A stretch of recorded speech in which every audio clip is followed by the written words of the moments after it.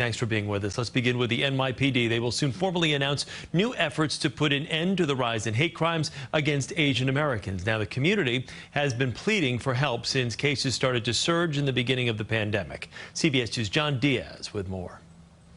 I don't feel safe anymore. I am very aware of that I might be the target. Dr. Wenli Cavello hasn't taken a single ride on the subway in over a year. There's no way to tell who's going to attack you. So the dentist Ubers every morning from Brooklyn to her office in Chinatown, knowing reports of anti-Asian hate crimes have been spiking across the city at an alarming rate. I definitely have heard that people put sanitizers on them, spit on them, and say a lot of negative connotations. At the beginning of the pandemic, she too was victimized of what she calls a borderline hate crime.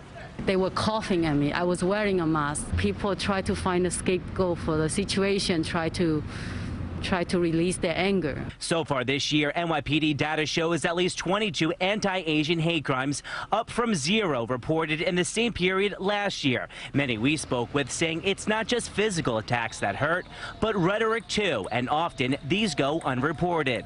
They're like, oh, why does your dog have a mask on? Don't eat your dog. Frankly, I'm tired of it.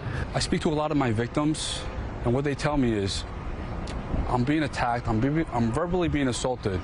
And the worst thing is that there's so many people around and they're not doing anything. But today, the NYPD is introducing a new initiative aimed at helping to put an end to the violence. Sources say the police force will add plainclothes officers to the streets of certain communities to help gather intel and quickly respond to hate crime incidents, all undercover.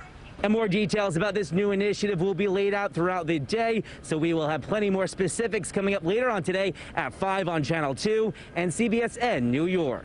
From Lower Manhattan, John Diaz, CBS 2 News.